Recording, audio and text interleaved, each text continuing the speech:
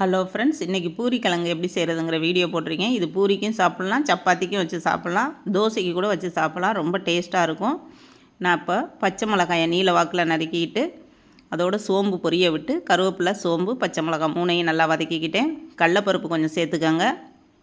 சேர்த்து நல்லா எல்லாம் பொரிஞ்சதுக்கப்புறம் நீல வாக்கில் வெங்காயத்தை நறுக்கிக்கோங்க. நறுக்கி நல்லா சேர்த்துக்கோங்க.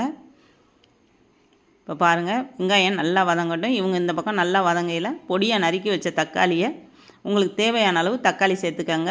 இப்போ வெங்காயம் நல்லா வதங்கிடுச்சு. இப்போ நான் தக்காளியை சேர்த்துக்கிறேன். தக்காளி வதங்குறதுக்கு லைட்டாக உப்பு சேர்த்து தக்காளியை நல்லா வதக்கிக்கங்க.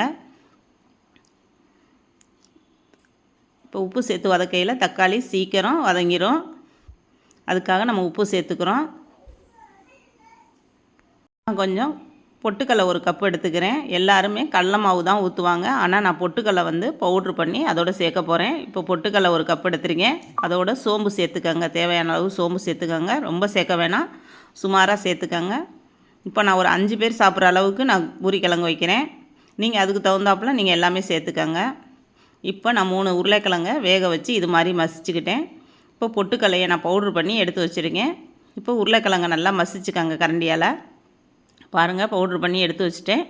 நல்லா நைஸாக இருக்கணும், குறன்னு இருக்கக்கூடாது. நல்லா நைஸாக பவுட்ரு பண்ணிக்கணும். இப்போ மசித்த உருளைக்கிழங்கோட கொஞ்சோண்டு தண்ணி சேர்த்துக்கோங்க. தேவையான அளவு தண்ணி சேர்த்துக்கோங்க. இப்போ வதங்கின தக்காளியில் இந்த உருளைக்கிழங்கை தூக்கி அதில் ஊற்றிடுங்க. இப்போ இந்த தக்காளியில் உருளைக்கிழங்கை சேர்த்துக்கலாம். இப்போ இவங்க நல்லா கொதிக்கணும். நல்லா கிண்டி விட்டுட்டு இவங்க கூட கொஞ்சம் மஞ்சள் தூள் சேர்த்துக்கோங்க.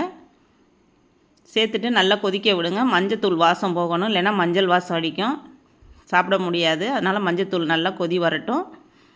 உங்களுக்கு ரொம்ப திக்காக வேணும்னா கொஞ்சம் சேர்த்துக்கோங்க, லைட்டாக வேணும்னா லைட்டாக போட்டுக்கோங்க. இப்போ இது நல்லா கொதிக்கட்டும். நம்ம பவுட்ரு பண்ணியிருக்க பொட்டுக்கடலை மாவை கொஞ்சம் தண்ணி சேர்த்து நல்லா கரண்டியால் கலக்கிக்கங்க. கலக்கிட்டு மஞ்சத்தூள் வாசம் போனதுக்கப்புறம் நம்ம பொட்டுக்கடலை மாவை ஊற்றணும். இப்போ மஞ்சத்தூள் வாசம் போயிடுச்சு. நான் பொட்டுக்கடலை மாவை சேர்த்துக்கிறேன். பாருங்கள், அப்படியே கலந்துக்கங்க. இப்போ கலந்துக்கிட்டே இருக்கணும், அடி பிடிச்சிரும். பொட்டுக்கடலை மாவு அடி பிடிக்கும், உருளைக்கிழங்கும் அடி பிடிக்கும். அதனால் நல்லா கிண்டி விட்டுக்கோங்க. 2 கொதி வந்தோடனே ஆஃப் பண்ணிடுங்க. இது சப்பாத்தி, தோசை, பூரி எல்லாத்துக்குமே சூப்பராக இருக்கும். இது மாதிரி நீங்களும் செஞ்சு பாருங்கள். ஓகே ஃப்ரெண்ட்ஸ், வீடியோ பிடிச்சிருந்தா லைக் பண்ணிக்கோங்க, ஷேர் பண்ணிக்கோங்க, சப்ஸ்கிரைப் பண்ணிக்கோங்க. தயாலினி செல்லம் சேனல் இருக்குது, அதையும் சப்ஸ்கிரைப் பண்ணிக்கோங்க. Thank you friends.